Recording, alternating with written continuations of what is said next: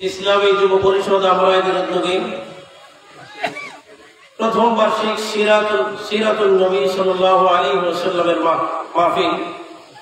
আজকের এই মুবারক মাহফিলের সম্মানিত সভাপতি আমাদের উস্তাদুল্লাহ মুরব্বী, অত্র এলাকার সকলের প্রিয় মানুষ, বিশিষ্ট আলেমে দ্বীন, মুফাসসির কোরআন হযরত মাওলানা আব্দুল কাদের সাহেব, ভারপ্রাপ্ত অধ্যক্ষ লোহাদি বালিকা আলিম মাদ্রাসা। আজকের মাহফিলের সম্মানিত প্রধান অতিথি কাপাসিয়ার গণমানুষের নেতা, সাবেক কেন্দ্রীয় সভাপতি বাংলাদেশ ইসলামী ছাত্র শিবির এবং গাজীপুর ৪ আসনের বাংলাদেশ জামায়াত ইসলামীর সংসদ সদস্য পদপ্রার্থী জননেতা সালাউদ্দিন আইয়ুবী সাহেব। আজকের মাহফিলের উদ্বোধক হিসেবে থাকবেন হযরত মাওলানা তারেক হাসান সাহেব, ধর্ম শিক্ষক, ইকুরিয়া উচ্চ বিদ্যালয়।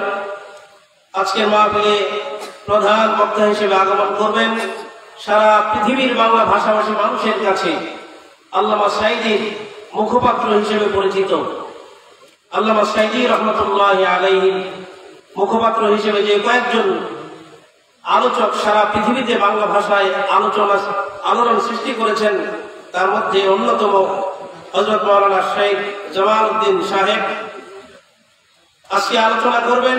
আমার পরে আমাদের অত্র এলাকার সুনামধন্য আলোচক তাফসীর কারাম হযরত মাওলানা হেলাল উদ্দিন বেলালী ভাই, খতিব বাইতুল মামুর জামে মসজিদ টঙ্গী, আমার পূর্বে অত্যন্ত চমৎকার আলোচনা করে গেছেন।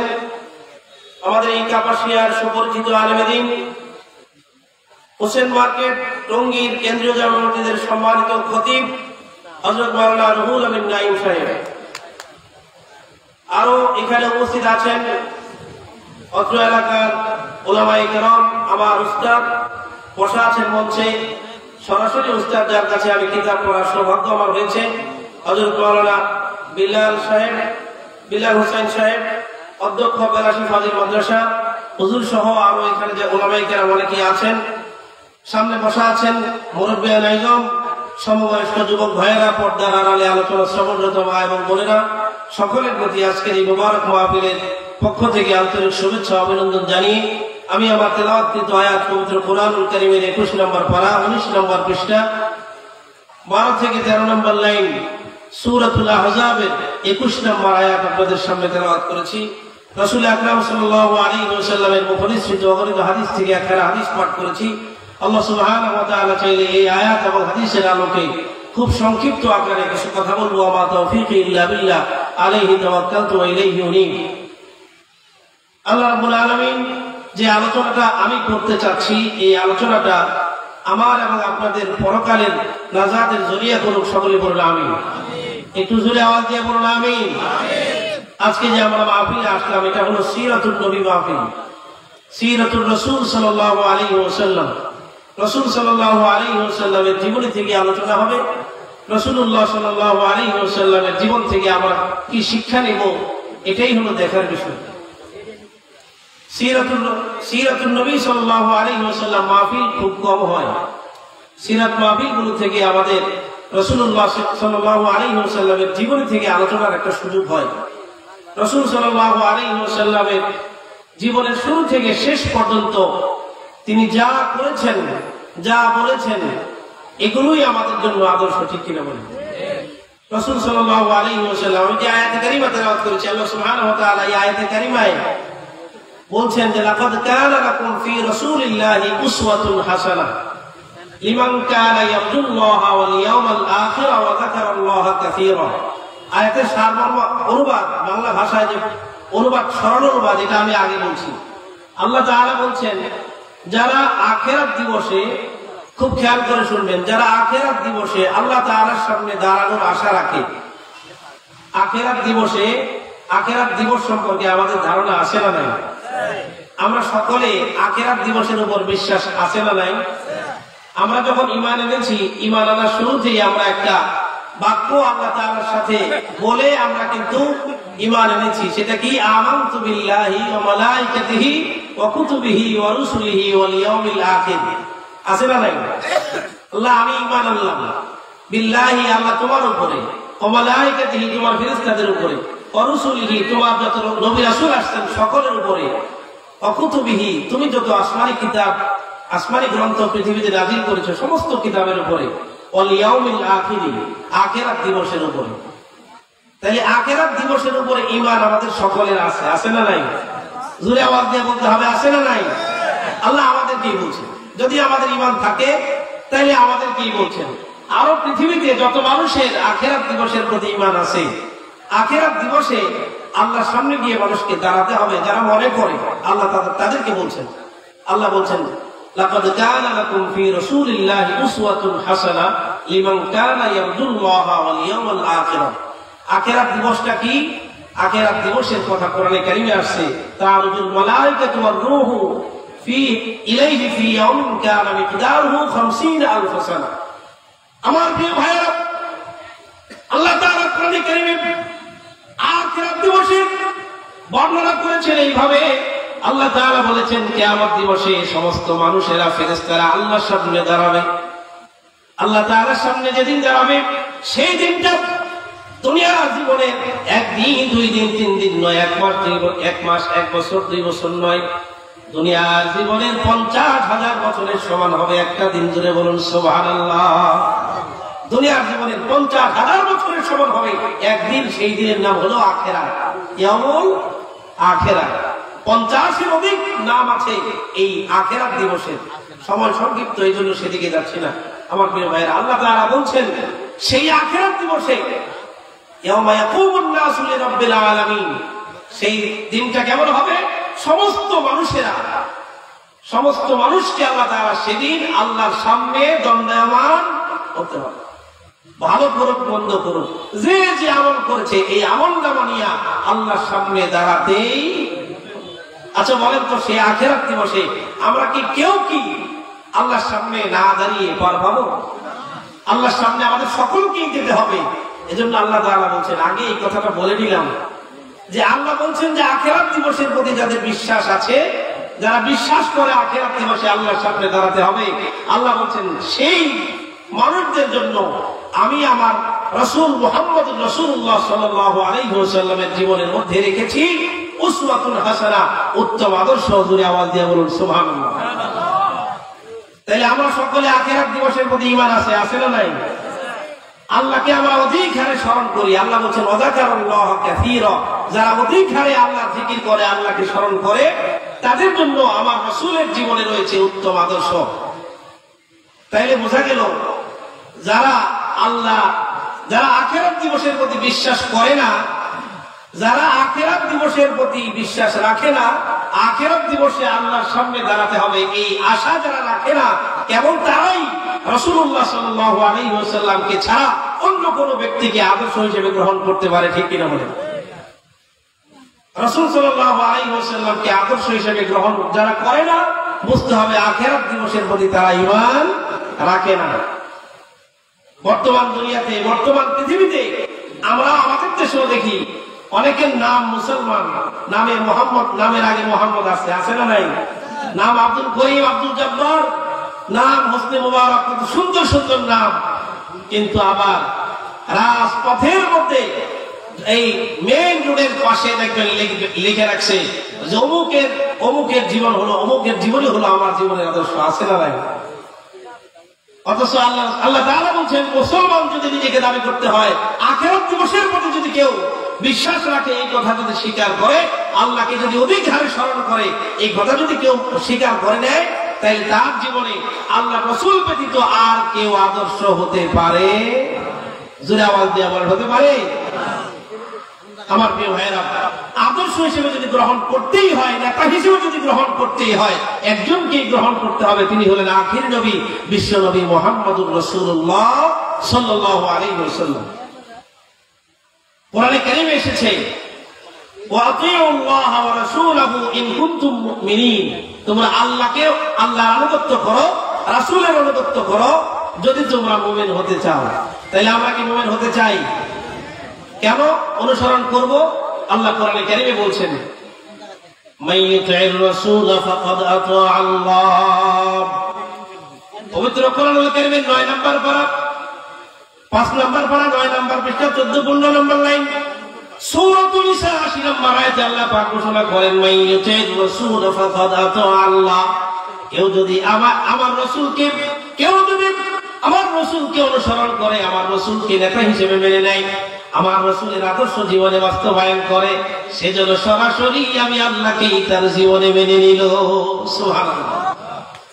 রাসূলকে মেনে নেওয়া মানে হলো আল্লাহকেই মেনে নেওয়া। কোরআনে কারীমের সূরা হাসরের 7 নম্বর আয়াতে আল্লাহ পাক ঘোষণা করেন ওমা আতাকুমুর রাসূলু ফাখুযুহু ওমা নাহাকুম আনহু ফান্তাহু। আল্লাহ বলেন আমার রাসূল যা কিছু নিয়ে আসেন এগুলো তোমরা গ্রহণ করো, যা ছাড়তে বলেছেন এগুলো ছেড়ে দাও। জোরে আওয়াজ দিয়ে বলুন সুবহানাল্লাহ। তাহলে একটা আয়াত আছে কোরআনে কারীমে, একটা আয়াত যদি আমরা মেনে নেই তাহলে গোটা রাসূল সাল্লাল্লাহু আলাইহি ওয়াসাল্লামের জীবনী গোটাটা কি করা হয়? মেনে নেওয়া হয়। মা আতাকুমুর রাসূলু ফাখুযুহু ওমা নাহাকুম আনহু ফান্তাহু। আল্লাহ সহজে বলছেন আমার নবীজি তোমাদের জন্য আদর্শ হিসেবে যা নিয়ে আসছেন এগুলো গ্রহণ করো, আর যে যা কিছু ছাড়তে বলেছেন নিষেধ করেছেন এগুলো তোমরা ছেড়ে দাও। জোরে বলুন সুবহানাল্লাহ। আমার প্রিয় ভাইরা, আমি আপনাদের সামনে খুব সংক্ষিপ্ত সময় পাবো, যেহেতু এলাকার মানুষ আমার পরে আর বিজ্ঞ আলোচকরা আলোচনা করবেন। আমি আজকে আমার এলাকার মানুষ হিসেবে আপনাদের কাছে কয়েকটা কথা বলতে চাই। সেটি হলো রাসূল সাল্লাল্লাহু আলাইহি ওয়াসাল্লামের জীবনী গোটাটা নিয়ে তো একটা মাহফিলে আলোচনা করা যাবে না। আমি শুধু একটা বিষয় নিয়ে কথা বলবো, সেটি হলো অমুসলিমদের সাথে রাসূল আকরাম সাল্লাল্লাহু আলাইহি ওয়াসাল্লাম কেমন আচরণ করেছেন। অমুসলিমদের সাথে আমাদের দেশে অমুসলিম আছে না নাই? হিন্দু আছে না নাই? বৌদ্ধ, খ্রিস্টান, ইহুদি, নাসারা সব ধর্মের লোকেরা এই বাংলাদেশে বসবাস করে, ঠিক কিনা? আচ্ছা বলেন আজকে কি বার? বৃহস্পতিবার। কথা বললেন সবাই। আজকে বৃহস্পতিবার, কালকে হলো শুক্রবার, এর পরের দিন শনিবার। বাংলাদেশে হিন্দু ধর্মাবলম্বী যারা আছে তাদের 12 মাসে 13 পার্বণ, যেটা আমরা জানি যে 12 মাসে 13টা পূজা। তার মধ্যে তাদের সবচেয়ে বড় উৎসব যেটা ধর্মাবলম্বীদের, হিন্দু ধর্মাবলম্বীদের বড় উৎসব, এর নাম কি? দুর্গা পূজা। এটা আপনারাও জানেন, মোটামুটি বাংলাদেশের সবাই জানে, কারণ বাংলাদেশে ধর্মীয় সম্প্রীতির অনন্য দৃষ্টান্ত স্থাপন করেছে বাংলাদেশ পৃথিবীর বুকে, ঠিক কিনা বলেন? এদেশে সব শ্রেণীর মানুষেরা বসবাস করে, শান্তিতে বসবাস করে। কোনদিন এদেশে হিন্দু মুসলিম দাঙ্গা হয়? হিন্দুদের সাথে খ্রিস্টানদের দাঙ্গা হয় নাই। ইহুদি, বৌদ্ধ, খ্রিস্টান যারা এদেশে বসবাস করে তাদের সাথে মুসলমানদের কোনো দাঙ্গা হয় না। তাহলে মুসলমানদের সাথে অমুসলিমদের সাথে সম্পর্কটা কেমন হবে এটা জানা দরকার আছে না নাই? রাসূল সাল্লাল্লাহু আলাইহি ওয়াসাল্লামের আদর্শ কি ছিল? অমুসলিমদের সাথে রাসূল সাল্লাল্লাহু আলাইহি ওয়াসাল্লাম কেমন আচরণ করছেন? কোরআনে কারীমে কি দিক নির্দেশনা আছে? রাসূল সাল্লাল্লাহু আলাইহি ওয়াসাল্লামের হাদিসে কি দিক নির্দেশনা আছে জানা দরকার আছে না নাই? যেহেতু 2-3 দিন পরে তাদের সবচেয়ে বড় উৎসব যেটা দুর্গা পূজা, এই শারদীয় দুর্গা উৎসব যাকে বলা হয়, শারদীয় কেন বলা হয়? এটা শরৎকালে হয়। শরৎকাল এখন কি কাল চলে? বাংলা শরৎকাল, এই জন্য শারদীয় দুর্গা উৎসব তারা এটা পালন করে। আচ্ছা বলেন, শারদীয় দুর্গা উৎসবে তারা যে উৎসব পালন করে, এই উৎসবে বাংলাদেশের মুসলমান কোনদিন কি তাদেরকে বাধা দিয়েছে? জোরে বলেন, বাধা দিয়েছে? বাধা দেয় নাই। এটা কার আদর্শ? এটা নবীজির আদর্শ। জোরে বলেন সুবহানাল্লাহ। কার আদর্শ? আল্লাহ তাআলা কোরআনে কারীমে সূরাতুল মুমতাহিনা 28 নম্বর পারা 9 নম্বর পৃষ্ঠা সূরাতুল মুমতাহিনার 8 নম্বর আয়াতে এই হিন্দু মুসলিমদের কি করণীয় হবে, একদল আরেকজনের সাথে কেমন আচরণ করবে, মুসলমানরা যদি ক্ষমতা পায় তাহলে হিন্দুদের সাথে, খ্রিস্টান, ইহুদিদের সাথে কেমন আচরণ করবে, এটা আল্লাহ তাআলা কোরআনে কারীমে বলে দিয়েছেন। আল্লাহ বলেন লা ইয়ানহাকুমুল্লাহু আনিল্লাযীনা লাম ইউকাতিলুকুম ফিদ-দীন ওয়ালাম ইউখরিজুকুম মিন দিয়ারিকুম আন তাবাররুহুম ওয়া তুকসিতু ইলাইহিম ইন্নাল্লাহা ইউহিব্বুল মুকসিতিন। আল্লাহ তাআলা বলেন, আর যদি বিধর্মীরা তোমাদের সাথে কোনো খারাপ আচরণ না করে, তোমাদেরকে দেশ থেকে তাড়িয়ে না দেয়, আর তোমাদের সাথে ধর্মীয় কোনো যুদ্ধে তারা যদি লিপ্ত না হয়, তোমাদেরকে দেশ থেকে যদি তাড়িয়ে না দেয়, তাইলে তোমরা তাদের সাথে ভালো আচরণ করো। আনতাবাররুহুম, তোমরা তাদের সাথে সুন্দর আচরণ করো। ওয়াতুকসিতু ইলাইহিম, তোমরা তাদের সাথে ন্যায়পরায়ণ আচরণ করো, ভালো আচরণ করো। ইন্নাল্লাহা ইউহিব্বুল মুকসিতিন। আল্লাহ তাআলা যারা ন্যায়পরায়ণ, ভালো আচরণ যারা করে তাদেরকে আল্লাহ ভালোবাসেন। জোরে বলুন সুবহানাল্লাহ। তাই হিন্দুদের সাথে যেহেতু আমাদের দেশে কোন ধর্মীয় দাঙ্গা হয় নাই, খ্রিস্টানদের সাথে ধর্মীয় দাঙ্গা হয় নাই, ইহুদিদের সাথে ধর্মীয় দাঙ্গা হয় নাই, এবং তারা কখনো আমাদেরকে দেশ থেকে তাড়িয়ে দেওয়ার জন্য বল প্রয়োগ করে নাই, সুতরাং তাদের সাথে আমরা কেমন আচরণ করব? জোরে বলেন, কেমন আচরণ করব? কারণ রাসূল সাল্লাল্লাহু আলাইহি ওয়াসাল্লাম কোরআনের আয়াত এটা আল্লাহ বলছেন আমাদের ভালো আচরণ তাদের সাথে করতে হবে, কারণ এক দেশের নাগরিক তারা। ঠিক কিনা বলেন? রাসূলুল্লাহ সাল্লাল্লাহু আলাইহি ওয়াসাল্লাম কেমন, এর পরের আয়াত যদি আপনারা পড়েন, ইন্নামা ইয়ানহাকুমুল্লাহ, ওখানে আল্লাহ আবার বলে দিয়েছেন যদি তারা এই দুইটা কাজ করে তাহলে তাদের সাথে ভালো আচরণ করা যাবে না। তারা যদি বল প্রয়োগ করে আপনাকে দেশ থেকে তাড়িয়ে দেওয়ার চেষ্টা করে, তারা যদি ধর্মীয় যুদ্ধে আপনার সাথে লিপ্ত হয়, তাহলে আপনাদের কাজ করতে হবে, তাদের সাথে যুদ্ধে লিপ্ত হয়ে জিহাদ করতে হবে, তাদের সাথে যুদ্ধ করে শহীদ হতে হবে, না হয় গাজী হয়ে দেশে থাকতে হবে। জোরে আওয়াজ দিয়ে বলুন সুবহানাল্লাহ। কিন্তু বাংলাদেশ সম্প্রীতির এক অনন্য দৃষ্টান্ত স্থাপন করেছে। এদেশে কোনোদিন হিন্দু মুসলিম দাঙ্গা হয় না। এদেশে আমরা সকলে মিলে একই বাজারে ব্যবসা বাণিজ্য করি, আমরা কাঁধে কাঁধে কাঁধ মিলিয়ে চলি। এদেশে হিন্দু মুসলিম সকল মানুষ, হিন্দু বৌদ্ধ ইহুদি খ্রিস্টান নাসারা সমস্ত মানুষ এই দেশে বসবাস করে, কারণ আমরা জানি আমাদের আখির নবী বিশ্বনবী মুহাম্মদুর রাসূলুল্লাহ সাল্লাল্লাহু আলাইহি ওয়াসাল্লাম বিধর্মীদের সাথে কেমন আচরণ করছেন। এবার আসেন আমরা রাসূলের সিরাত থেকে একটু দেখি, রাসূল সাল্লাল্লাহু আলাইহি ওয়াসাল্লাম ক্ষমতা পাওয়ার পরে বিধর্মীদের সাথে কেমন আচরণ করছেন জানা দরকার আছে না নাই? রাসূলুল্লাহ সাল্লাল্লাহু আলাইহি ওয়াসাল্লাম হিজরত করে মক্কা থেকে মদিনায় গেছেন। 13 বছর মক্কা থেকে মক্কার কাফেররা কেমন আচরণ করছিল এটা তো আপনারা জানেন। মক্কার কাফেররা এমন কোন অত্যাচার নাই যে আচরণ আমার নবীর উপর করে নাই। ঠিক কিনা বলেন? শুধু তাই নয়, নবীর উপর করে নাই, সাহাবায়ে কেরামদের উপরে এমন অমানুষিক নির্যাতন তারা করেছিল যে মক্কায় থাকা কোনোভাবে আর সম্ভব ছিল না। বিধায় আল্লাহ তাআলা আসমান থেকে ওয়া'দুল্লাহি ওয়াসিআ, আমার রাসূল সাল্লাল্লাহু আলাইহি ওয়াসাল্লামকে আল্লাহ ঘোষণা করছেন, হে নবী, জমিনটা আপনার জন্য আমি সংকুচিত করি নাই, আপনি মদিনায় হিজরত করে চলে যান। রাসূল সাল্লাল্লাহু আলাইহি ওয়াসাল্লাম হিজরত করে মদিনায় চলে গেলেন। মদিনায় যাওয়ার পরে খুব সংক্ষিপ্ত আকারে বলি, ওখানে যাওয়ার পরে আল্লাহ রাসূল সাল্লাল্লাহু আলাইহি ওয়াসাল্লাম মদিনা রাষ্ট্রের প্রেসিডেন্ট হয়েছিলেন। সুবহানাল্লাহ বলেন, এত আস্তে সুবহানাল্লাহ। মদিনা রাষ্ট্রের প্রেসিডেন্ট হয়েছিলেন, রাষ্ট্রপতি হয়েছিলেন, সেনাপতি ছিলেন তিনি, বিচারপতি ছিলেন তিনি, প্রধান বিচারপতি, প্রধান সেনাপতি, প্রধান রাষ্ট্রপতি, রাষ্ট্রের রাষ্ট্রপতি ছিলেন আখির নবী মুহাম্মদুর রাসূলুল্লাহ সাল্লাল্লাহু আলাইহি ওয়াসাল্লাম। সেই সময়ে মদিনাতে সমস্ত ধর্মের লোকেরা মদিনাতে বসবাস করত। ইহুদি, নাসারা, হিন্দু, বৌদ্ধ, খ্রিস্টান, যত ধর্মের লোকেরা আছে সকল ধর্মের লোকেরা মদিনাতে ছিল। ঠিক কিনা বলেন? বনু নাজির, বনু কায়নুকা, এরকম সমস্ত গোত্রগুলো একসাথে ওখানে ছিল। কিন্তু রাসূলুল্লাহ সাল্লাল্লাহু আলাইহি ওয়াসাল্লাম ওখানে যাওয়ার পরে শান্তি সমৃদ্ধির একটা এলাকা ওখানে তৈরি করলেন। রাসূলুল্লাহ সাল্লাল্লাহু আলাইহি ওয়াসাল্লাম মদিনা রাষ্ট্র কায়েম করলেন, এবং মদিনা রাষ্ট্রটা এই হিন্দু, বৌদ্ধ, ইহুদি, খ্রিস্টান, নাসারাদেরকে নিয়ে কিভাবে শান্তির সাথে এই রাষ্ট্র পরিচালিত হবে, এজন্য তিনি একটা লিখিত সংবিধান তৈরি করলেন। এই সংবিধানের নাম, ইসলামের ইতিহাসে এই সংবিধানকে বলা হয় মদিনার সনদ। জোরে আওয়াজ দিয়ে বলুন সুবহানাল্লাহ। পৃথিবীর ইতিহাসে মদিনার সনদের মতো এত সুচারু সংবিধান পৃথিবীতে আর একটাও রচিত হয় নাই। জোরে আওয়াজ দিয়ে বলুন সুবহানাল্লাহ। প্রিয় ভাইয়েরা আমার, মদিনা রাষ্ট্রের রাষ্ট্রপতি হওয়ার পরে রাসূল সাল্লাল্লাহু আলাইহি ওয়াসাল্লামের ক্ষমতা আগের থেকে বাড়ছে না কমছে? একটু জোরে আওয়াজ দিয়ে বলেন, বাড়ছে না কমছে? রাসূল সাল্লাল্লাহু আলাইহি ওয়াসাল্লাম 6 বছর মদিনায় ছিলেন। কয় বছর? 6 বছর পরে মদিনা গোত্রে গোত্রে ইসলাম ছড়িয়ে ছিটিয়ে পড়েছে। এবার রাসূল সাল্লাল্লাহু আলাইহি ওয়াসাল্লাম 6 বছর পরে সাহাবায়ে কেরামদেরকে নিয়ে 1400 কিংবা 1500 সাহাবীকে নিয়ে আল্লাহ রাসূল সাল্লাল্লাহু আলাইহি ওয়াসাল্লাম মক্কা থেকে রওনা দিলেন উমরা পালন করার জন্য। সুবহানাল্লাহ। মক্কা থেকে মদিনার দূরত্ব হলো 500 কিলোমিটার প্রায়। সুবহানাল্লাহ বলেন। মক্কা থেকে মদিনার এই পথ মরুময় এলাকা আল্লাহ তাআলা নিয়েছেন।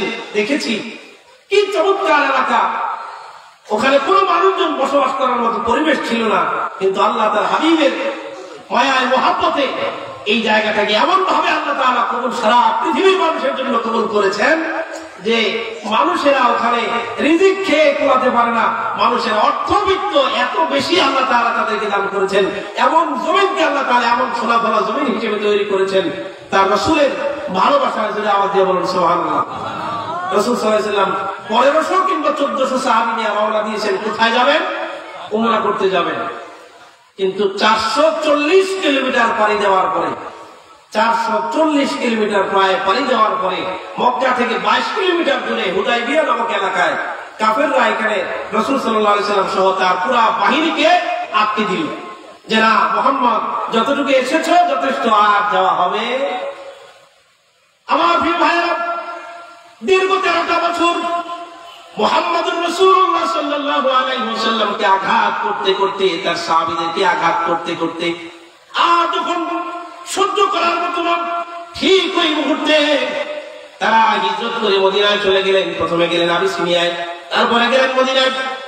সব শেষে দীর্ঘ 6টা বছর ওখানে আন্দোলন সংগ্রাম করে তারা একটা সংগঠিত হয়ে 1400-1500 সাহাবী নিয়ে আল্লাহর রাসূল সাল্লাল্লাহু আলাইহি ওয়াসাল্লাম রওনা দিলেন। পবিত্র কাবা ঘরে উমরা করবেন।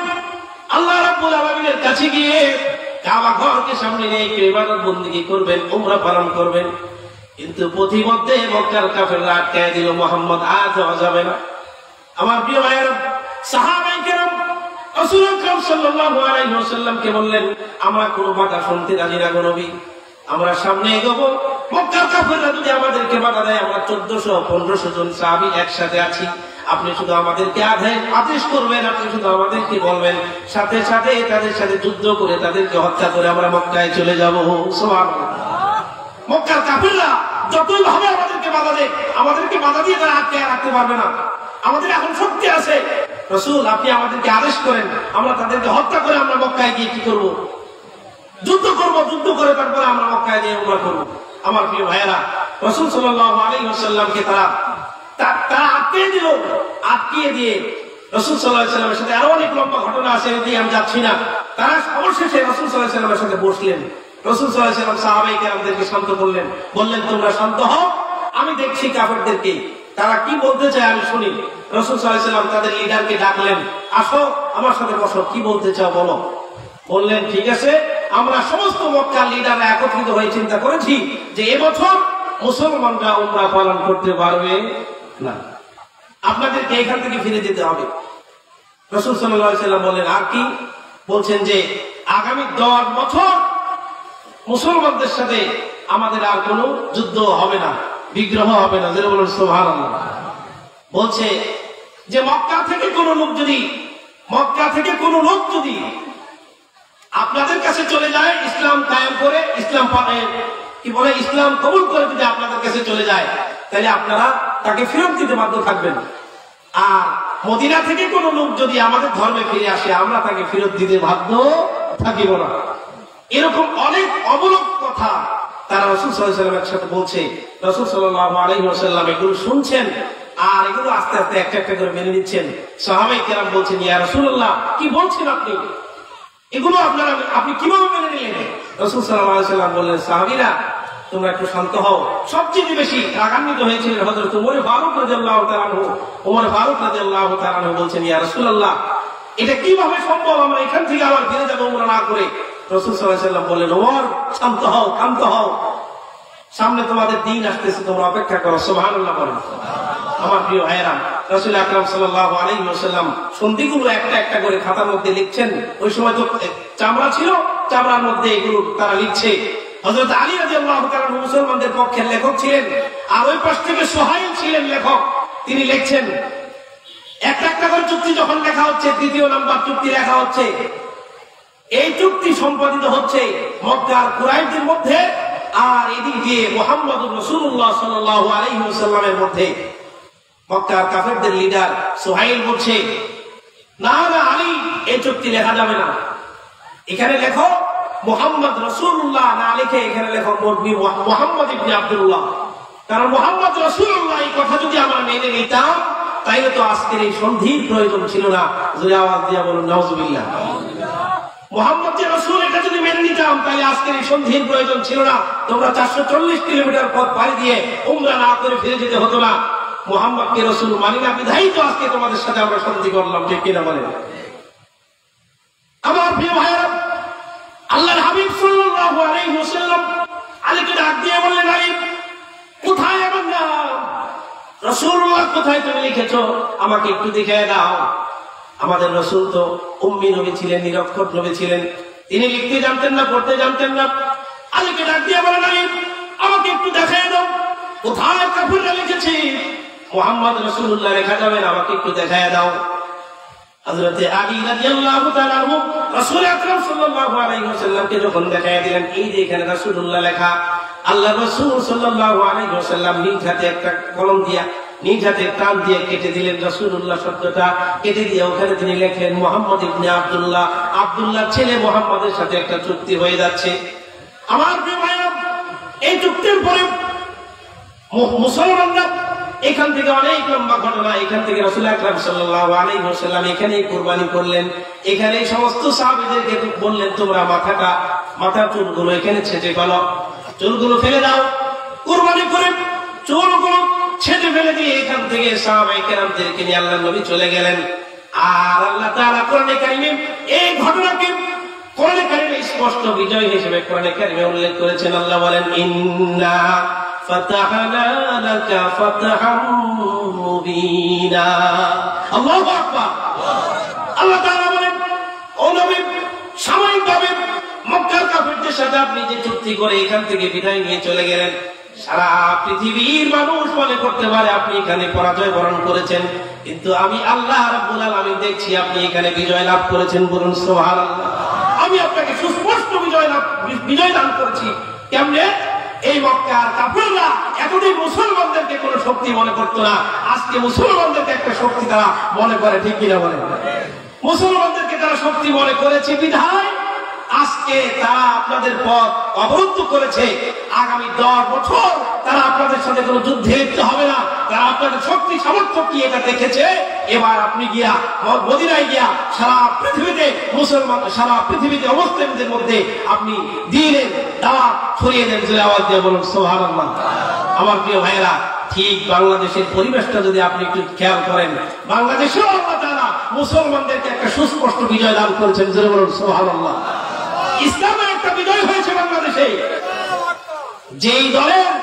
যেই দল গুপ্ত রাজনৈতিক যাদেরকে বলা হতো গুপ্ত সংগঠন যাদেরকে বলা হতো, আল্লাহ তাআলা সেই সংগঠনের হাতে বাংলাদেশের সংগ্রামের আন্দোলন সংগ্রামের কেন্দ্র যেটা ঢাকা ইউনিভার্সিটিকে আল্লাহ তাদের হাতে দিয়ে দিয়েছেন। ঠিক কিনা বলেন? আল্লাহ বলছেন, তিলকাল আইয়ামু নুদাবিলুহা বাইনান নাস। ও মানুষেরা, তোমরা মনে করো না এই দিন না আরো দিন আছে, এই দিন না আরো দিন আছে। আমরা বাংলা ভাষায় একটা কথা বলি যে এই দিন না আরো দিন আছে, তার মানে হলো ক্ষমতা পায়া যারা ক্ষমতার অপব্যবহার করবে, আল্লাহ তাআলা এই ক্ষমতা তাদের কাছ থেকে একদিন না একদিন ছিনিয়ে নেবেন। ঠিক কিনা বলেন? আল্লাহ তাআলা এই ডাকসুতে চিন্তা করেন, ডাকসুর ভিপি হিসেবে সাদিক কায়েম বিজয় লাভ করেছে। এই ডাকসুটা এই স্বাধীনতার পর থেকে নাস্তিক মুরতাদদের হাতে ছিল। ঠিক কিনা বলেন? আল্লাহ তাআলা ইসলামের বিজয় এখানে দান করেছেন। এতদিন বাংলাদেশে ইসলামী শক্তিকে, ইসলামী আন্দোলনের কর্মীদেরকে বাংলাদেশে তারা কোন শক্তি মনে করতো না। ঠিক কিনা বলেন? কিন্তু এখন একটা শক্তি হিসেবে তারা মনে করে, প্রতিপক্ষ মনে করে। আমার প্রিয় ভাইরা, হুদায়বিয়ার সন্ধি থেকে আমাদেরকে শিক্ষা নিতে হবে। রাসূলুল্লাহ সাল্লাল্লাহু আলাইহি ওয়াসাল্লাম যে দূরদর্শিতার প্রমাণ সেদিন দিয়েছিলেন, তিনি যদি সেখান থেকে ফিরে না আসতেন, তাহলে পরবর্তী 1-2 বছরের মধ্যে মক্কা বিজয় হতো না। ঠিক কিনা বলেন? মক্কা বিজয় হয়েছিল মাত্র 2 বছরের মাথায়। 6ষ্ঠ হিজরিতে রাসূল চলে আসলেন। 7ম হিজরিতে ইতিহাস বলে রাসূলুল্লাহ সাল্লাল্লাহু আলাইহি ওয়াসাল্লাম বীর দর্পে মক্কায় গেলেন। ওখানে গিয়ে তারা সমস্ত সাহাবায়ে কেরাম 2000 সাহাবীদেরকে নিয়ে উমরা পালন করলেন। পরবর্তী বছর জোরে আওয়াজ দিয়ে বলুন সুবহানাল্লাহ। এর পরবর্তী বছর মক্কা বিজয় কেমনে হলো? মক্কা বিজয় হওয়ার আগে ইহুদিরা, মক্কার কাফিররা যে সন্ধি চুক্তি রাসূল সাল্লাল্লাহু আলাইহি ওয়াসাল্লামের সাথে করেছিল, তারাই এই সন্ধি চুক্তি তারা আগে ভঙ্গ করেছিল। ভঙ্গ করার পরে রাসূলুল্লাহ সাল্লাল্লাহু আলাইহি ওয়াসাল্লামের হাতে সুযোগ আসছে। ঠিক কিনা বলেন? সুযোগ রাসূল সাল্লাল্লাহু আলাইহি ওয়াসাল্লামের কাছে চলে আসছে। এই সুযোগ তিনি কাজে লাগিয়ে 10,000 সাহাবীদেরকে নিয়ে তিনি চলে গেছেন মক্কা বিজয় করার জন্য। সুবহানাল্লাহ। মক্কা বিজয় করার জন্য তিনি যখন গেছেন, 10,000 সাহাবীদেরকে নিয়ে তিনি মক্কায় গেছেন। মক্কায় যাওয়ার পরে তাবু স্থাপন করছেন। রাসূল সাল্লাল্লাহু আলাইহি ওয়াসাল্লাম কৌশল ছিল কেমন চিন্তা করেন। রাসূল সাল্লাল্লাহু আলাইহি ওয়াসাল্লাম মক্কায় গিয়ে সাহাবীদেরকে বললেন, তোমরা এখানে অবস্থান করবে, তাবু স্থাপন করবে, শিবির স্থাপন করবে, তোমরা এখানে থাকবে, কিন্তু তোমরা টয়লেট বানাবে কম, তোমরা চুলা বানাবে বেশি। যদি আওয়াজ দিয়ে বলুন সুবহানাল্লাহ। টয়লেট বানাবে কম, চুলা বানাবে বেশি। রাতের বেলা মক্কার কাফেররা এই খবর যখন শুনতে পারছে যে মুহাম্মদ তার বাহিনী নিয়ে মক্কা আক্রমণ করার জন্য আসছে, খবর শোনার পরে বলছে, যাও রাতের বেলা গিয়ে একটু গোয়েন্দা পাঠাই দিছে, গিয়া মুহাম্মদের লোকজন কেমন আছে একটু খুঁজে দেখে আসো। গিয়া দেখে লোকজন কেমন আছে। এটা দেখতে দেখতে এই লোকগুলো যখন দেখে পাহাড়ের চারদিকে দেখা যায় শুধু চুলা চুলা। আওয়াজ দিয়ে বলেন সুবহানাল্লাহ। সকালে এসে বলে, রাতের বেলা এসে খবর দিচ্ছে যে লোক কেমন আছে এটা জানি না, কিন্তু দেখা যাচ্ছে লাখ লাখ চুলা ওখানে। জোরে বলুন সুবহানাল্লাহ। লাখ লাখ চুলা যদি থাকে তাহলে একটু চিন্তা করে দেখেন কেমন লোক সেখানে অবস্থান করতেছে। মক্কার কাফেরদের অন্তরে ভয় লাগছে কি লাগে না? আল্লাহ রাসূল বলছেন, চুলা বানাবে বেশি, টয়লেট বানাবা কম। সকালবেলা আরেক লোক পাঠিয়েছে, যাও রাতের বেলার খবর আমার বিশ্বাস করে না, সকালে যাও। সকালে গিয়ে দেখছে ওখানে টয়লেট যেহেতু কম, 10,000 লোক, সকালবেলা উঠলে কম বেশি চাপ সবারই থাকে, ঠিক কিনা বলেন? হ্যাঁ, সকালবেলা যখন বাথরুমের লাইন, এত বড় বড় লাইন হয়েছে, এবার কাফেররা এসে খবর দিছে, লোক কেমন তা জানি না, তবে এক এক বাথরুমের সামনে যেই পরিমাণ লাইন আছে, একটা বাথরুমের লাইনের যে লোক আছে, এরা যদি মক্কায় আক্রমণ করে আমরা ঠেকানোর মতো ক্ষমতা রাখি না। হুজুরে আওয়াজ দিয়ে বলুন সুবহানাল্লাহ। আমার প্রিয় ভাইয়েরা, বিজয় কে দান করেন? জোরে আওয়াজ দিয়ে বলতে হবে, বিজয় কে দান করেন? রাসূল সাল্লাল্লাহু আলাইহি ওয়াসাল্লাম মক্কা আক্রমণ করলেন, বিনা রক্তপাতে আল্লাহ তাআলা মক্কা বিজয় দান করলেন। জোরে আওয়াজ দিয়ে বলুন সুবহানাল্লাহ। কারণ কাফেরদের অন্তরে ভয় ঢুকাই দিয়েছেন কে? আরো জোরে বলেন কে? বাংলাদেশে একটা ঘটনা ঘটছে কিছুদিন আগে, 1 বছর আগে, ঠিক কিনা বলেন? এই সময়ে মুফতি হারুন ইজহার সাহেব, বাংলাদেশের একজন কওমি প্রাঙ্গণের বাংলাদেশের সবচেয়ে বড় আলেম যারা আছেন তাদের মধ্যে তিনি একজন, পরিচিত আলেম মুফতি হারুন ইজহার সাহেব। তিনি বলছেন, আমাদের কাছে সেনাবাহিনীর উদ্যোক্তর কর্মকর্তারা ফোন করে বলছেন যে আপনারা মাঠে নামেন, আমরা আর অস্ত্র ধরবো না। জোরে বলুন সুবহানাল্লাহ। আমার প্রিয় ভাইরা, সেনাবাহিনীর অন্তরে ভয় জাগায় দিছে কে? আর একটু জোরে আওয়াজ দিয়ে বলেন কে? তাহলে বোঝা গেল সেই আল্লাহ এখনো আছেন, ঠিক কিনা? আমার প্রিয় ভাইরা, রাসূল আকরাম সাল্লাল্লাহু আলাইহি ওয়াসাল্লাম 10,000 সাহাবী নিয়ে মক্কা আক্রমণ করলেন। মক্কা আক্রমণ করার পরে বিনা রক্তপাতে যখন মক্কা বিজয় হয়ে গেল, মক্কা ইহুদি নাসারা সব ধরনের কাফির মুশরিকরা মক্কায় ছিল। রাসূল আকরাম সাল্লাল্লাহু আলাইহি ওয়াসাল্লাম যখন মক্কায় প্রবেশ করলেন, বীর দর্পে যখন তিনি গেলেন, মক্কা বিজয় হয়ে গেল। সব কাফেররা যার যার জায়গায় গিয়ে পলায়ন করলো। আবু সুফিয়ান ইসলাম গ্রহণ করলো। আবু সুফিয়ানের আল্লাহ রাসূল সাল্লাল্লাহু আলাইহি ওয়াসাল্লাম সমস্ত মক্কাবাসীদেরকে বললেন, তোমরা আবু সুফিয়ানের ঘরে যে গিয়ে অবস্থান করবে তাকে আমরা ক্ষমা করে দিব। সুবহানাল্লাহ। তোমরা তোমাদের নিজ নিজ ঘরে গিয়ে, যে ব্যক্তি নিজ নিজ ঘরে গিয়ে আত্মগোপনে থাকবে, অস্ত্র ধারণ করবে না, তাদেরকে আমি মাফ করে দিব। সুবহানাল্লাহ বলেন। মক্কাবাসীদেরকে আল্লাহ রাসূল সাল্লাল্লাহু আলাইহি ওয়াসাল্লাম ডাক দিয়ে বললেন, ও মক্কার কাফিররা, ও মক্কার লোকেরা, তোমরা আমার কাছে এই মুহূর্তে তোমরা কি চাও? মক্কার লোকেরা বলল, একজন উত্তম ভ্রাতার কাছে, একজন ভ্রাতুষ্পুত্র যা চায়, আমরা মুহাম্মদুর রাসূলুল্লাহর কাছে তা চাই। জোরে বলুন সুবহানাল্লাহ। আল্লাহর হাবিব সাল্লাল্লাহু আলাইহি ওয়াসাল্লাম এই বিজয়ের দিনে বিজয় যখন তিনি পেয়ে গেলেন, আল্লাহ রাব্বুল আলামিন, আল্লাহ রাসূল সাল্লাল্লাহু আলাইহি ওয়াসাল্লাম তখন বললেন, আজকে আমি আমার ভাই ইউসুফ আলাইহিস সালামের নীতি গ্রহণ করে তোমাদেরকে বলছি, লা তাসরিবা আলাইকুমুল ইয়াউম। আল্লাহু আকবার। আজকে তোমাদের বিরুদ্ধে আমাদের কোনো অভিযোগ নাই। জোরে আওয়াজ দিয়ে বলুন সুবহানাল্লাহ। সুতরাং ইসলামপন্থীরা যদি বিজয়ী হয়, তাহলে যারা বিগত দিনে ইসলামপন্থীদেরকে আঘাত করেছে, ইসলামপন্থীরা তাদেরকে ক্ষমা করবে, ঠিক কিনা বলেন? এটাই হলো রাসূলের আদর্শ। রাসূল সাল্লাল্লাহু আলাইহি ওয়াসাল্লাম এটাই আমাদেরকে শিক্ষা দিয়ে গেছেন। যখন ক্ষমতা আমাদের হস্তগত হবে, তখন যারা বিগত দিনে আমাদেরকে নাস্তানাবুদ করেছিল, আমাদের উপর আঘাত করেছিল, তাদেরকে আমরা ভাই হিসেবে ক্ষমা করব, ঠিক কিনা বলেন? আমার প্রিয় ভাইরা, এবার আসেন অমুসলিমদের সাথে রাসূল সাল্লাল্লাহু আলাইহি ওয়াসাল্লাম এই যে এখানে আচরণ করলেন, তাহলে আমাদের দেশে যারা অমুসলিম আছে তাদের ব্যাপারে আমি একটা নীতি আপনাদেরকে বলেছিলাম, কোরআনের নীতি। সূরা মুমতাহিনার 8 নম্বর আয়াতে আল্লাহ তাআলা বলছেন যে তারা যদি আমাদেরকে ধর্মযুদ্ধে আমাদের সাথে লিপ্ত না হয়, তারা যদি দেশ থেকে আমাদেরকে তাড়িয়ে না দেয়, তাহলে আমরা তাদের সাথে কেমন আচরণ করব? ভালো আচরণ করব, উত্তম আচরণ করব। কারণ আল্লাহ তাআলা উত্তম আচরণকারীদেরকে আল্লাহ তাআলা ভালোবাসেন। এবার আসেন দুর্গা উৎসব। আমাদের সমাজে একটা কথা অনেক দিন যাবত চালানো হয়েছে, এক শ্রেণীর মানুষ এটা চালু করেছিল, ধর্ম যার যার উৎসব সবার। আছে না নাই? এদেশে এই কথাটা চালু হয়েছে, ধর্ম যার যার উৎসব সবার। এটা ধর্মীয় উদারতা থেকে, ঠিক কিনা বলেন? নাউজুবিল্লাহ একবার পড়েন, একটু জোরে আওয়াজ দিয়ে বলেন নাউজুবিল্লাহ। ধর্ম যার যার উৎসব সবার, এই কথাটা সেই বলতে পারে যে ধর্ম বুঝে না, ঠিক কিনা বলেন? ধর্ম সম্পর্কে উদারতা নয়, আমি বলি ধর্ম সম্পর্কে উদাসীনতা যার মধ্যে আছে সেই বলতে পারে ধর্ম যার যার উৎসব সবার। আরে ভাই, ধর্ম যার যার উৎসব সবার। হিন্দুদের ধর্মের ব্যাপারে আপনি এটা বললেন, কিন্তু আপনার ধর্মের যে উৎসব গরু কাটা, যেদিন আপনি গরু জবাই করেন, গরু জবাই করি আমরা কোরবানির দিন, ঠিক কিনা বলেন? বকরিদ বলি না আমরা, এটা বকরিদ বকরাইদ যেইটাই বলে কোরবানির ঈদ। এই কোরবানির ঈদের দিনে আমাদের কি কাজ? পশু জবাই করা। পশু জবাই যে করবে, পশুর গলা থেকে রক্ত ঝরানো, এটা হলো আল্লাহর কাছে সবচেয়ে প্রিয় কাজ, ঠিক কিনা বলে? তো কয়দিন আপনি হিন্দু বৌদ্ধ খ্রিস্টানদেরকে বলছেন যে আমাদের কোরবানির মাঠে আসেন? এটা বলছেন? বলতে পারছেন? বললে আপনার কল্লা থাকতো? জোরে আওয়াজ দিয়ে বলেন থাকতো? আপনি বলতে পারেন নাই। কেন পারেন নাই? কেন পারেন নাই? এই ধর্মীয় উদারতার নামে একটা সবক শিক্ষা দেওয়া হয়েছিল বাংলাদেশের মুসলমানদেরকে, ধর্ম যার যার উৎসব সবার, ঠিক কিনা বলেন? নাউজুবিল্লাহ বলেন। ধর্ম যার যার, উৎসব তার তার। জোরে বলুন সুবহানাল্লাহ। ধর্ম আমার, উৎসব আমার।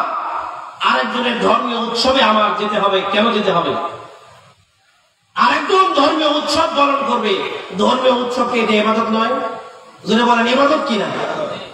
আমাদের ঈদগাহের নামাজে কি তারা কোনোদিন আসছে? হ্যাঁ? তাহলে আমাদের মুসলমানের ছেলেরা এই দুর্গা উৎসবে কেন যায়? ধর্ম যার যার উৎসব সবার। এবার আমি আপনাদেরকে রাজনৈতিক একটা উদাহরণ দিই। বাংলাদেশ গণতান্ত্রিক দেশ, ঠিক কিনা? গণতান্ত্রিক, যদিও গণতন্ত্রের অনেক কিছু এই দেশে নাই, তারপরেও গণতন্ত্র আমাদের মানতে হবে, এটা গণতান্ত্রিক রাষ্ট্র।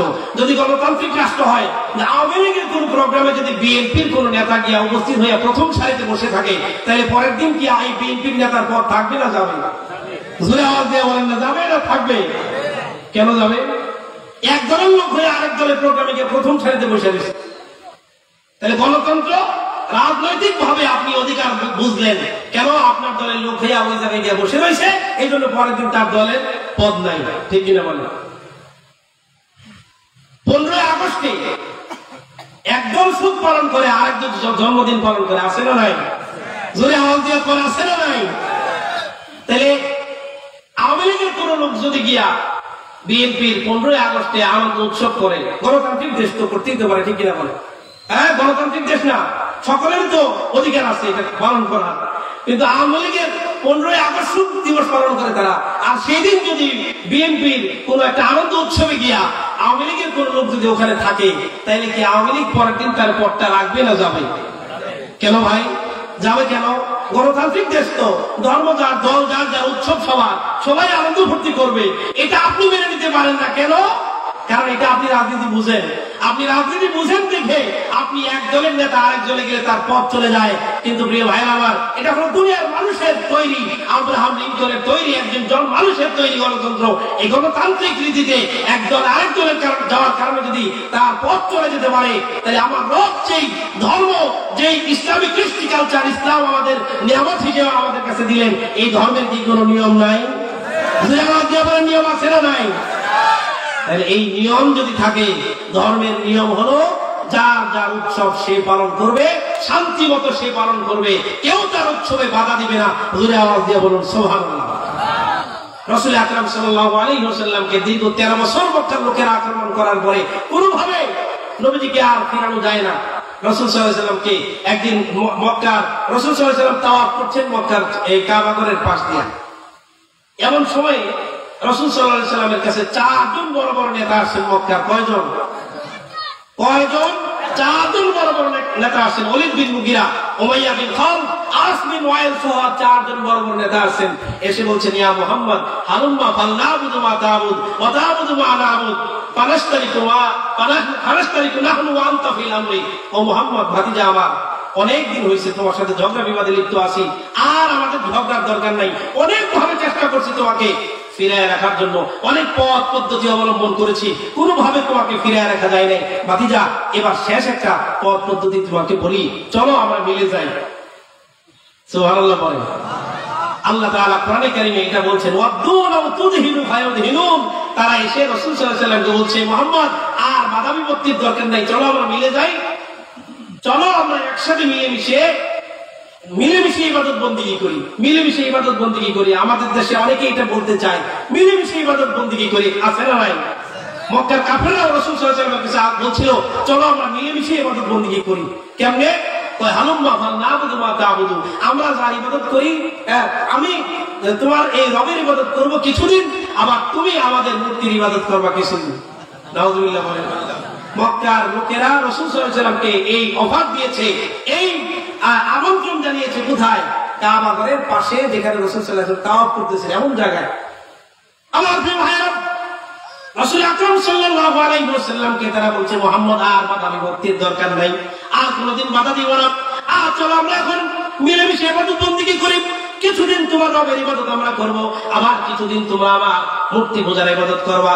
যেই যেই জায়গায় তোমার রবের কাজগুলো আমাদের কাছে ভালো মনে হবে, সেইগুলো আমরা পালন করব। আর যেখানে যেখানে তোমার রবের চাইতে আমার দেবতাগুলোকে তোমার কাছে উত্তম মনে হবে, সেখানে তুমি সেগুলো পালন করবা। আমার প্রিয় ভাইয়েরা, শুধু তাই না, নবীজি বলেন না, নবীজি বলছে না না, নবীজি চুপ করে রইলেন। এরপরে দ্বিতীয়বার বলছে, মুহাম্মদ বুঝেছি তুমি রাগ করেছো, এত কঠিন কথা তোমাকে বলবো না, সব সময় করার দরকার নাই, তুমি শুধু একটু রাজি হও, তুমি বছরে 1 বছর আমাদের দেবতার ইবাদত বন্দেগী করবে, আর 1 বছর তোমার রবের ইবাদত আমরা করব। 1 বছর ধরে ভাগ করে নেব, 1 বছর তুমি মূর্তি পূজার ইবাদত করবা, আর 1 বছর আমরা তোমার রবের ইবাদত করব। আমার প্রিয় ভাইয়েরা, তৃতীয় নাম্বার বলল, ও মুহাম্মদ যাও, তুমি রাগ করেছো বুঝেছি, এটার দরকার নাই, তোমাকে আরো সহজ করে বলি, তুমি শুধু বছরে একটা দিন আমাদের দেবতার এই মণ্ডপে ঢুকে গিয়া দেবতা গালের মধ্যে একটা চুমা দিবা, বছরে একবার। কয়বার? একবার বছরে তুমি একটা চুমা দিবা। তুমি যদি একটা চুমা দাও, তাহলে বুঝবো তুমি আমাদের সাথে আর কোনো বিরোধ তোমার নাই, আমরা তোমার সাথে মিলে যাব। মুহাম্মদ শোনো, তুমি আমাদের কাছে কি চাও? এ মক্কার নেতৃত্ব চাও? সারা আরবের মানুষেরা তোমাকে নেতা হিসেবে মেনে নিব, সমগ্র আরবের লোকেরা তোমাদের কাছে তোমাকে, তুমি সুন্দরী নারী চাও, অল্প বয়সে অধিক বয়সী নারী বিয়ে করেছো, মনে হয় সুন্দরী নারী লোক তোমার আছে, তুমি যদি চাও সুন্দরী নারী বিয়ে করবে, সমগ্র আরব দেখে দেখে তোমাকে সুন্দরী নারীগুলো তোমার কাছে এনে দিব। ও মুহাম্মদ, তুমি টাকা পয়সা চাও, অর্থ করে চাও, ও মুহাম্মদ তোমাকে সমগ্র আরবের মধ্যে সেরা ধনী বানায় দিও, মুহাম্মদ তুমি রাজি হয়ে যাও। আমার প্রিয় ভাইয়েরা, আল্লাহর হাবিব সাল্লাল্লাহু আলাইহি ওয়াসাল্লাম তাদেরকে বললেন, ও আমার মক্কার লোকেরা, ও মক্কার লোকেরা শোনো, ও আমার চাচারা, ও আমার আত্মীয় স্বজনেরা, তোমরা শোনো, তোমরা যদি এক হাতে আকাশের চাঁদ আমার এক হাতে এনে দাও, আর এক হাতে যদি আসমানের সূর্যটা আমার হাতে এনে দাও, আর তারপরেও আমি আল্লাহ রাব্বুল আলামিনের ইবাদত করা ছাড়বো না। জোরে বলুন সুবহানাল্লাহ। মক্কার কাবাগরের পাশে নবীজি চুপ করে বসে রইলেন, কারণ তিনি তো নিজের থেকে কোনো জবাব দেন না। আল্লাহ রাব্বুল আলামিন সাথে সাথে কোরআনে কারীমের একটা আয়াত, একটা সূরা নাযিল করে দিলেন, যেই সূরাটা আমরা এলাকার সমস্ত মানুষেরা জানে। জোরে বলুন সুবহানাল্লাহ। আমার সাথে বলেন, কুল ইয়া আইয়ুহাল কাফিরুন লা আ'বুদু মা তা'বুদুন ওয়ালা আনতুম আবিদুনা মা আ'বুদ ওয়ালা আনা আবিদুম মা আবাদতুম ওয়ালা আনতুম আবিদুনা মা আ'বুদ লাকুম দীনুকুম ওয়ালিয়া দীন। আল্লাহু আকবার। এই যে সূরাটা, এটা কেন নাযিল হলো? আল্লাহ তাআলা কোরআনে কারীমে বলছেন, হে নবী আপনি বলে দেন তাদের সাথে আপোষের কোনো সুযোগ নাই। জোরে আওয়াজ দিয়ে বলুন সুবহানাল্লাহ। ধর্মীয় স্বাধীনতা আপনার আছে, কিন্তু এই ধর্মীয় স্বাধীনতা মানে এই না যে আপনি আরেকজনের ধর্মীয় মণ্ডপে গিয়ে পূজা দেখতে যাবেন, কারণ ওই স্বাধীনতা আপনাকে দেওয়া হয় নাই। আল্লাহ তাআলা বলছেন, হে নবী আপনি বলেন, কুল ইয়া আইয়ুহাল কাফিরুন, ও কাফের সম্প্রদায়, লা আবুদু মা তা'বুদুন, তোমরা যার ইবাদত করো আমি তার ইবাদত করি না, ওয়ালা আনতুম আবিদুনা মা আ'বুদ, তোমরা যার ইবাদত করো আমি তার ইবাদত করি না, ওয়ালা আনা আবিদুম মা আবাদতুম, একই কথা, ওয়ালা আনতুম আবিদুনা মা আ'বুদ, একই কথা, লাকুম দীনুকুম ওয়ালিয়া দীন। শেষে আল্লাহ বললেন, তাদেরকে বলে দাও তোমাদের ধর্ম তোমাদের জায়গায়, আমাদের ধর্ম আমাদের জায়গায়। হুজুর আওয়াজ দিয়ে বলুন সুবহানাল্লাহ। এই কথা থেকে আমরা কি শিখলাম? এই আলোচনা থেকে কি শিখলাম? যারা সূরা কাফিরুনের ইতিহাস জানে তারা কোনোদিন এই হিন্দুদের, খ্রিস্টানদের, ইহুদিদের কোন ধর্মীয় উৎসবে গিয়ে শরীক হতে পারে? জোরে আওয়াজ দিয়ে বলেন পারে? এখন অনেক মুসলমান ভাইয়েরা আমার আছে যারা কোরআন না জানার কারণে, রাসূলের সিরাত না জানার কারণে আজকে সিরাত মাহফিল হচ্ছে। রাসূলের সিরাত কি?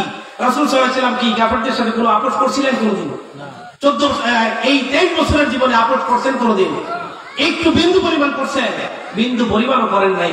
আজকে আমাদের মুসলমান ভাইয়েরা আফসোস লাগে, নাম লেখা আব্দুল করিম, নাম লেখা ফজলুর রশিদ, নাম লেখা অমুক মিয়া তমুক মিয়া, কিন্তু নামের উপরে সুন্দর করে লেখা আছে শারদীয় ধর্মীয় শারদীয় দুর্গা উৎসবের শুভেচ্ছা জানাচ্ছি আমি অমুক। আছে না নাই? শারদীয় ধর্মীয় উৎসবের শুভেচ্ছা আপনি কেন জানাবেন? কেমনে জানাবেন? শুভ ইচ্ছা মানে আপনি যে শারদীয় দুর্গা পূজা তারা পালন করতেছে, এটা আপনি কি করতেছেন? তারা উৎসব দিচ্ছেন, ঠিক কিনা বলেন? আপনার নবী কি করছেন? আপনার নবী তাদেরকে নিষেধ করছেন, তাদেরকে দাওয়াত দিচ্ছেন। আপনি দাওয়াত দিতে পারেন না, চুপ করে বসে থাকেন, কিন্তু আপনি তাদেরকে শুভেচ্ছা জানান কেন? আপনি যদি শুভেচ্ছা জানান আপনার ইমানের ঘাটতি আছে, ঠিক কিনা বলেন? আমার প্রিয় ভাইয়েরা, এবার আসেন তারা কি কাজ করে। এই শারদীয় ধর্মীয় উৎসব যেটা, এটাতে তারা কি করে? আপনারা তো সকলেই জানেন, ওকে ভাল আসেন এটা, যে তারা ওখানে মূর্তি পূজা করে, ঠিক কিনা বলে? মূর্তি পূজা করে না? মূর্তি পূজা কি? ইসলামী পরিভাষায় মূর্তি পূজাকে কি বলে? শিরিক বলে। কি বলে? মুসলমান এটা জানতে হবে আপনাদেরকে, শিরিক বলে। আচ্ছা বলেন, দুনিয়াতে চুরি করা পাপ, রাহাজানি করা পাপ, হত্যা করা পাপ, জেনা করা পাপ, যত পাপ আছে সমস্ত পাপের সেরা পাপ কি? জোরে আওয়াজ দিয়ে বলেন, সেরা পাপ কি? মানুষকে হত্যা করা, এটাও পাপ। কিন্তু আল্লাহ বলছেন, ইয়া বুনাইয়া লা তুশরিক বিল্লাহ ইন্নাশ শিরকা লাযুলমুন আযীম। পবিত্র কোরআনুল কারীমের 21 নম্বর পারা সূরাতুল লুকমানের 13 নম্বর আয়াতে আল্লাহ পাক ঘোষণা করেন, লুকমান আলাইহিস সালাম তার ছেলেকে অনেকগুলো উপদেশ মালা তৈরি করে দিয়েছিলেন, অনেকগুলো উপদেশ দিয়েছিলেন। তার 1 নম্বর উপদেশ দিয়েছিলেন, ও আমার আদরের সন্তান, লা তুশরিক বিল্লাহ, আল্লাহর সাথে শিরক করো না, কারণ ইন্নাশ শিরকা লাযুলমুন আযীম। আল্লাহু আকবার বলেন, ইন্নাশ শিরকা লাযুলমুন আযীম। শিরক হলো যত পাপ দুনিয়াতে আছে মানুষ করতে পারে, ওই পাপের মধ্যে সেরা পাপ কি? শিরক। আচ্ছা বলেন, শিরক যে উৎসব করে যারা শিরক করে, এটা কি? শিরক মানে কি? যে আল্লাহর সাথে আল্লাহ যেই কাজ করেন সেই কাজ অন্য কেউ করতে পারে, এইরকম বিশ্বাস করা, ধারণা করা, এটার নাম হলো শিরক। জোরে আওয়াজ দিয়ে বলেন, কি শিরক? যে আল্লাহ যেই কাজ করেন, যেই কাজ করার ক্ষমতা রাখে, এই কাজ অন্য কেউ করতে পারে, এটা বিশ্বাস করার নাম কি? শিরক। তাহলে হিন্দুরা যে ওখানে যারা মূর্তি পূজা করে, ওটা কি? ওখানে কি হয়? শিরক হয়। তাহলে শিরক যারা একাকি করে না, উৎসব করে করে, তাহলে শিরক যদি করে আল্লাহ খুশি হয় না বেজার হয়? আরো জোরে বলেন, খুশি হয় না বেজার হয়? আমি শুধু 2টা আয়াতের লিঙ্ক আপনাকে দিয়া, 2টা আয়াতের রেফারেন্স আপনাদেরকে দিয়া আমি আমার আলোচনা শেষ করব। আমার আপনার সন্তান যাতে কোনোদিন এই দুর্গা উৎসব আর এই দুর্গা পূজা দেখতে না যায়। আর কোন নেতা নেত্রী, আমার প্রিয় ভাইয়েরা, যারা রাজনীতির নামে যারা রাজনীতি করেন, রাজনীতি করতে গিয়া তাদেরকে আপনি খুশি করতে গিয়া আপনার রবকে আপনি অখুশি করবেন না। জোরে বলুন সুবহানাল্লাহ। এটা মনে করতে হবে। কেন আপনি রাজনীতি করতে গিয়া তাদেরকে খুশি করার জন্য আপনি আপনার রবকে তো অখুশি করে ফেলছেন, তিনি তো অসন্তুষ্ট হয়ে যাচ্ছেন। ইন তাকফুরু ফাইন্নাল্লাহা গানিয়্যুন আনকুম। আল্লাহ তাআলা বলছেন যে তোমরা যদি কুফরি করো তাহলে আল্লাহ তোমাদের অমুখাপেক্ষী। আল্লাহ অমুখাপেক্ষী। আল্লাহ বলছেন লায়ারদাহু লায়ারদা। আল্লাহ তাআলা অসন্তুষ্ট হন যদি কেউ কি করে? শিরিক করে। আচ্ছা, অনুষ্ঠান করে যদি কেউ শিরিক করে, আল্লাহ তাআলা বলছেন কোরআনে কারীমের সূরা আনআম 68 নম্বর আয়াত, আল্লাহ তাআলা বলেন, وقد نزل عليكم في الكتاب أن إذا سمعتم آيات الله يكفر بها ويستهزأ بها فلا تقعدوا معهم حتى يخوضوا في حديث غيره إنكم إذا مثلهم। এখানে উলামায়ে কেরাম আছেন, পবিত্র কোরআনুল কারীমে আল্লাহ তাআলা এই আয়াতে ঘোষণা করেছেন ওয়াকাদ নাযালা আলাইকুম ফিল কিতাবি, আমি আমার কিতাবে নাযিল করে দিয়েছি তোমাদের জন্য, তোমাদের উপরে এই বিধান তোমাদের উপর নাযিল করে দিয়েছি ফিল কিতাবি আন ইযা সামিআতুম, তোমরা যদি শোনো, আন ইযা সামিআতুম আয়াতিল্লাহি ইউকফারু বিহা, আমার কোন নিদর্শন নিয়া, আমার কোন নিদর্শনের অস্বীকার কোন জায়গায় করা হচ্ছে, ওয়ায়ুস্তাহজাউ বিহা, আর আমার সাথে, আমার বিধানের সাথে, আমার নিদর্শনাবলীর সাথে কোন জায়গায় ঠাট্টা মশকরা করা হচ্ছে, তাইলে তোমরা ফালা তাকুদু মাহুম হাত্তা ইয়াকুদু ফি হাদিসিন গায়রি, ওই জায়গায় তোমরা যাবে না, ওই জায়গায় গিয়ে তোমরা বসবে না। আল্লাহর বিরোধিতা যেখানে করা হয় ওখানে গিয়ে বসার জন্য নির্দেশ দিয়েছেন কে? আল্লাহ তাআলা নিষেধ করছেন যে ওখানে তোমরা বসবে না, ওখানে তোমরা যাবে না। ফালা তাকুদু মাহুম ইন্নাকুম ইযাম মিসলাহুম, যদি কেউ যায় সে হলো তাদের দলভুক্ত। জোরে বলেন নাউজুবিল্লাহ। তাইলে ওখানে যে শিরিক করা হয়, এই শিরিক কি আল্লাহর পক্ষে না আল্লাহর বিপক্ষে? জোরে আওয়াজ দিয়ে বলেন, শিরিক করলে আল্লাহ খুশি হয় না বেজার হয়? আল্লাহ সূরা আনআমের 68 নম্বর আয়াতে আল্লাহ বলছেন যে না, ওখানে বসা যাবে না যেখানে আল্লাহর আয়াতের সাথে কুফরি করা হয়, আল্লাহর সাথে ঠাট্টা মশকরা করা হয়, ওখানে বসা যাবে। আরেকটা আয়াত সূরা নিসা 140 নম্বর আয়াত, আল্লাহ বলেন ওয়াইদা রাআইতাল্লাযীনা ইয়াখুদুনা ফি আয়াতিনা ফারিদ আনহুম হাত্তা ইয়াখুদু ফি হাদিসিন গায়রি, যেখানে আল্লাহর বিরুদ্ধে, আল্লাহর নিদর্শনাবলীর বিরুদ্ধে যেখানে ঠাট্টা মশকরা করা হয়, আলোচনা করা হয়, ওই জায়গায় তোমরা বসবে না। জোরে আওয়াজ দিয়া বলুন নাউজুবিল্লাহ। এই জায়গাগুলো থেকে আল্লাহ তাআলা যেন আমাদেরকে হেফাজত করেন। আল্লাহ বলছেন আল্লাহ রাসূল সাল্লাল্লাহু আলাইহি ওয়াসাল্লাম বলছেন মান কাফারা সাওয়াদা কওমিন ফাহুয়া মিনহুম, যেই দলের অসংখ্যাধিক্য বাড়ানোর জন্য আপনি ওখানে গেলেন, ওখানে যাওয়ার পরে আপনি তাদের অন্তর্ভুক্ত হয়ে গেলেন। এটা আল্লাহ নবীর হাদিস। আল্লাহ নবী সাল্লাল্লাহু আলাইহি ওয়াসাল্লাম সহিহ মুসলিমের 2599 নম্বর হাদিস এটা।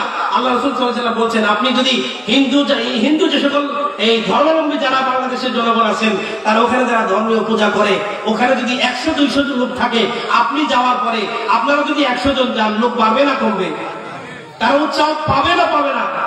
তাইলে এই যে গেলেন, আপনি তাদের অন্তর্ভুক্ত হয়ে গেলেন। এটা আল্লাহ রাসূল সাল্লাল্লাহু আলাইহি ওয়াসাল্লাম বলছেন। আমার প্রিয় ভাইরা, এই শারদীয় দুর্গোৎসব যে তারা পালন করবে, তবে হ্যাঁ, আমরা এটার বিরোধিতা করছি না, আমরা অন্তরে ঈমানের তাগিদে এটা বলছি। রাষ্ট্রীয় যারা দায়িত্বে আছেন, খুব খেয়াল করে শুনবেন, রাষ্ট্রীয় যারা দায়িত্বে আছেন, রাষ্ট্রের এমপি, মন্ত্রী, রাষ্ট্রীয় এসপি, পুলিশের ওসি, এসআই যারা আছেন, এলাকার মেম্বার, চেয়ারম্যান, জনপ্রতিনিধি যারা আছেন, তাদের কি ওখানে যেতে হবে এবং তাদেরকে গিয়া তাদেরকে নিরাপত্তা দিতে হবে, ঠিক কিনা বলেন? এটাই ইসলাম আমাদেরকে শিক্ষা দেয়। আল্লাহ বলছেন ওয়ালা তাসুবুল্লাযীনা ইয়াদউনা মিন দুনিল্লাহি ফায়াসুবুল্লাহা আদওয়ান বিগাইরি ইলম, সূরা আনআম 108, সূরা মাইদা 108 নম্বর আয়াত। আল্লাহ তাআলা বলছেন সূরা আনআম 108 নম্বর আয়াত, আল্লাহ বলছেন ওয়ালা তাসুবুল্লাযীনা ইয়াদউনা মিন দুনিল্লাহ, তোমরা তো তাদের বিরোধিতা করবে না, এমনকি তাদের দেবদেবী যারা আছে এদেরকে তোমরা গালি পর্যন্ত দিবে না। সুবহানাল্লাহ বলেন। দেবদেবীদেরকে গালি দেওয়া যাবে না। তাহলে আল্লাহ বলছেন তারা কি করবে? ফায়াসুবুল্লাহা আদওয়ান বিগাইরি ইলমি, তারা না জানার কারণে, অজ্ঞতাবশত, শত্রুতাবশত তারা তোমার আল্লাহকে গালি দিবে। সুবহানাল্লাহ বলেন। চিন্তা করেন আল্লাহ কতটা সূক্ষ্মভাবে আমাদেরকে নিষেধ করেছেন। কেন? যে তারা যেই নিজ হাতে মূর্তি বানাইছে, এই মূর্তি বানানোর ইতিহাস তো আছে, আপনারা জানেন। নূহ আলাইহিস সালামের যুগ থেকে মূর্তি হয়েছে। মূর্তি বানানোর পরে কি কি ভাবে এই মূর্তির উৎপত্তি হয়েছে, এগুলো ইনশাআল্লাহ সামনে আল্লাহ তাআলা তৌফিক দিলে কখনো কখনো ইনশাআল্লাহ আমরা এগুলো নিয়ে আলোচনা করতে পারবো। আল্লাহ রাব্বুল আলামিন যে কথাগুলো আমি বললাম, এই কথাগুলো শোনার আগে আমাকে এবং আমাদের পুরো পরিবারকে এবং আপনারা যারা শুনলেন সবাইকে আমল করার তৌফিক দান করুন। জোরে আওয়াজ দিয়ে বলুন আমিন। আল্লাহ রাব্বুল আলামিন যে কথাগুলো বলছি, এই কথাগুলোর উপরে আমাদের এই জাতির মানুষ যাতে সবাই এই কথাটা বুঝার পরে এটার উপর আমল করতে পারে, আল্লাহ সেই তৌফিক দান করুন আমিন। এখন কথা বলবেন আমাদের সকলের প্রিয় মানুষ, এই এলাকার অনেক মাহফিলে যাকে আমরা দেখতে পাই, আমাদের বড় ভাই হযরত মাওলানা হেলালউদ্দিন বেলালী সাহেব। আমি ভাইয়ের কাছে